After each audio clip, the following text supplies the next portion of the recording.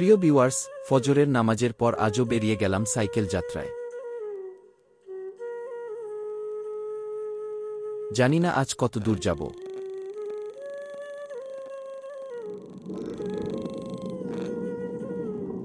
হ্যাঁ, মোড় ঘুরিয়ে প্রধান রাস্তা থেকে নেমে গেছি সরু রাস্তায়।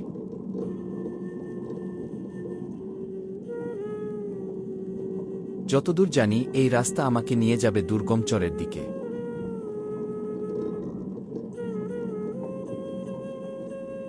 হোসেনপুর উপজেলার সাহেবের চর নামক এলাকার সীমানার শেষ প্রান্তের দিকে এগিয়ে চলেছি।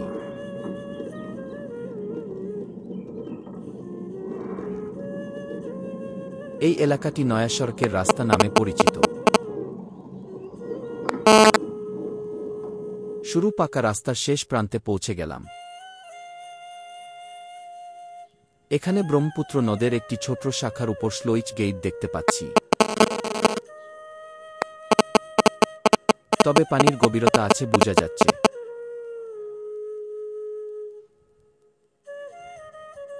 এই ছোট নদের পানির স্রোত পশ্চিম হতে পূর্ব দিকে প্রবাহমান।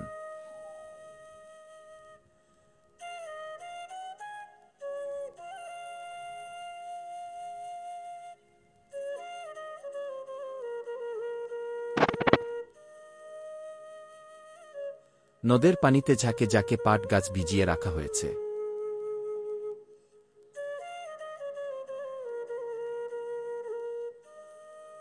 আবার কিছু কিছু পাট গাছের আঁশ ছাড়িয়ে নিয়ে পাটকড়িগুলোকে রোদে শুকাতে দেওয়া হয়েছে।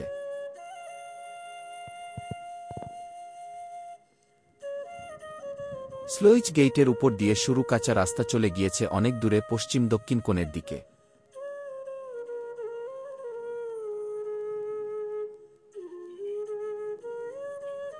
দেখুন এখানকার প্রকৃতি কত সুন্দর, সবুজ, শ্যামল আর শান্ত। সামনে এগুবো কিনা ভাবছি, কারণ ভয় লাগছে।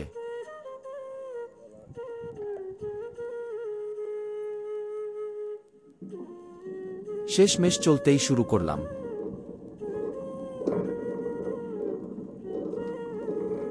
দেখি কি আছে সামনে।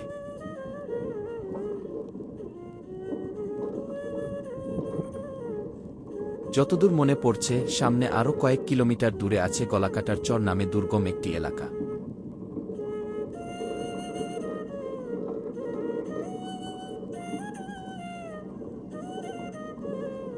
দেখুন রাস্তা কাঁচা হলেও চলতে বেশ ভালোই লাগছে।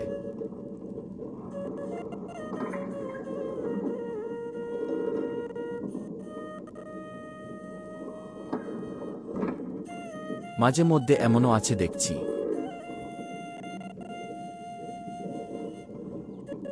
গাছের ফাঁক দিয়ে সূর্যটা উকি ঝুঁকি মারছে।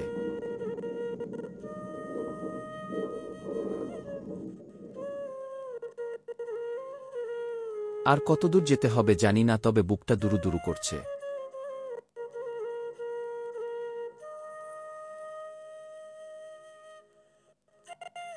তবে পরিবেশটা উপভোগ করার মতো।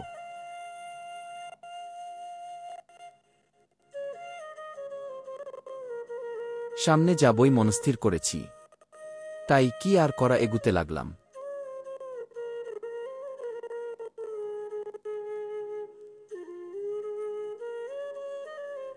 দৃষ্টি নন্দন পরিবেশটা দেখে একটু থামলাম এবং কিছু দৃশ্য ক্যামেরা বন্দী করলাম।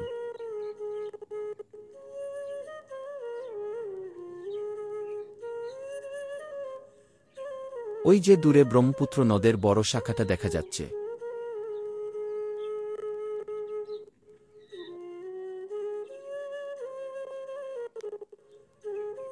চোখ জুড়ানো, মন মাতানো হিমেল হাওয়ায় শরীরটা জুড়িয়ে যাচ্ছে।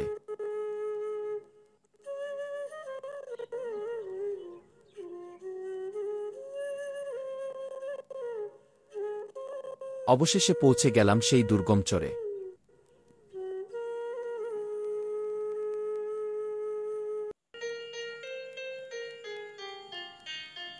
ওই যে ওই পারে গফরগাঁও থানার সীমানা।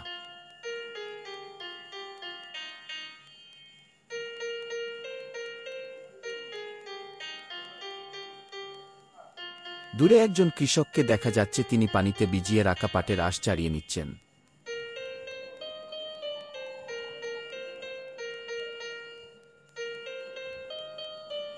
এত বিশাল প্রান্তরে মাত্র একজনের দেখা পেলাম। কারণ দুর্গম চরে মানুষের চলাচল কম থাকে।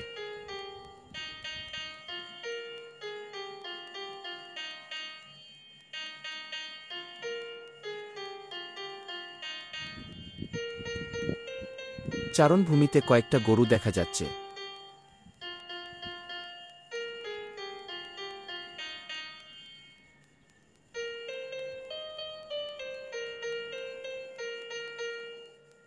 আরেকটু সামনে এগুতে চাইছি, কিন্তু রাস্তা যে বেহালদশা।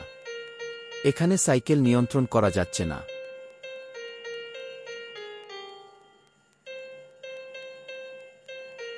বাঁচা গেল, এদ্দূর আসতে পারলাম।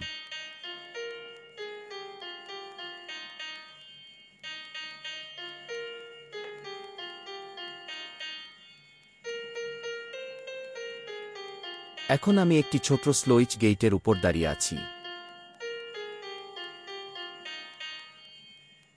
সূর্যি মামা অনেকটা উপরে উঠে গেছে এবং রৌদ্রের প্রখরতা বাড়ছে।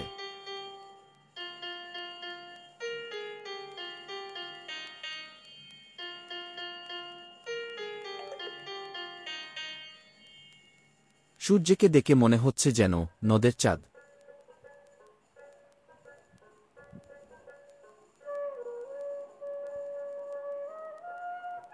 আর ওই পারের লোকালয়গুলো দেখে মনে হচ্ছে যেন সূর্য দিগলবাড়ি।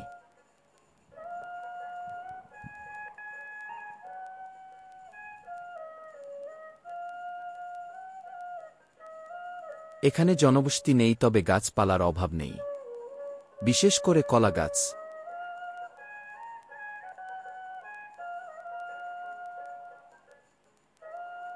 ব্রহ্মপুত্র নদের বড় শাখাটি পরিষ্কার দেখতে পাচ্ছি।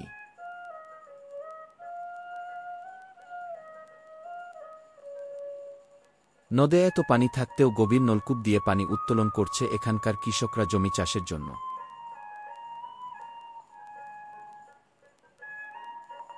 এমন রাস্তা দিয়ে কিভাবে সাইকেল চালাই বলুন?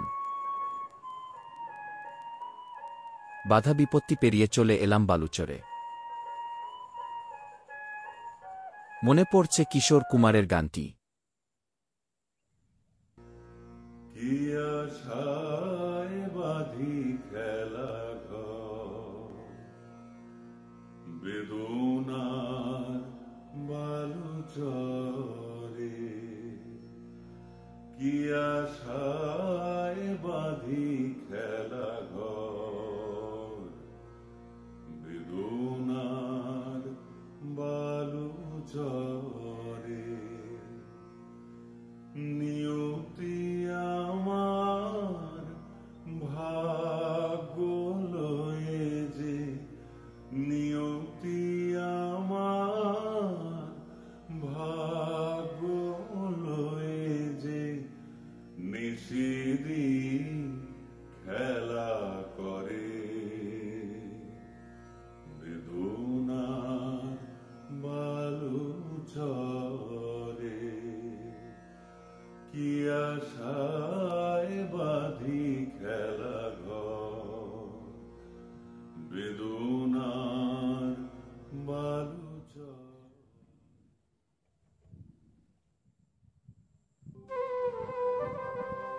যাক সে কথা, খেলাঘর বাঁধি বা না বাঁধি, নদের ধারে মনটা কিন্তু বাধা পড়ে গেছে।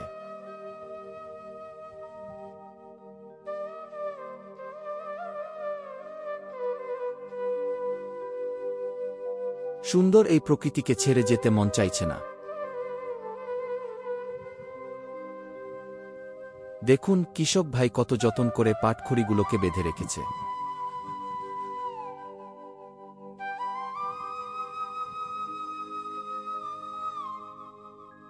হয়তো একদিন হাটে নিয়ে যাবে বিক্রি করার জন্য।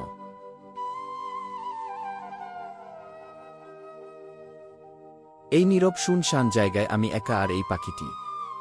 আশেপাশে কাউকে দেখছি না।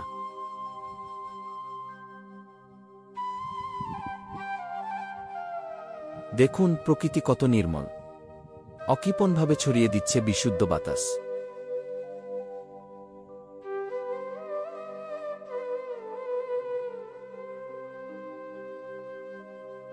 আস্তে আস্তে রৌদ্রের প্রখরতা বেড়ে যাচ্ছে আর বালুচর উত্তপ্ত হচ্ছে।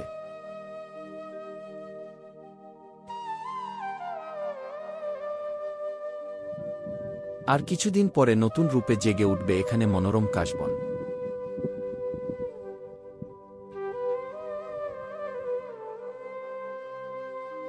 বালুচরের শুরু রাস্তার ধারেও দেখতে পেলাম তালগাছের সারি।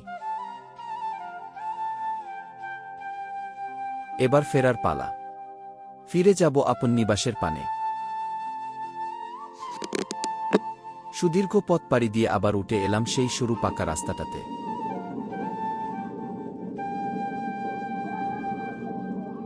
রওনা দিলাম বাড়ির উদ্দেশ্যে।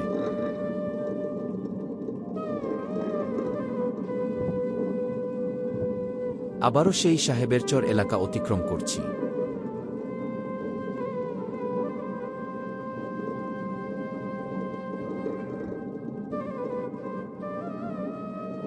পথের ক্লান্তি ভুলতে বাড়ি গিয়ে এক কাপ গরম চা আর বিস্কিটের পসরা সাজিয়ে বসব।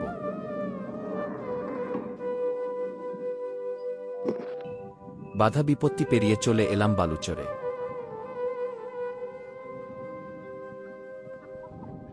Please like, comment, share, and subscribe.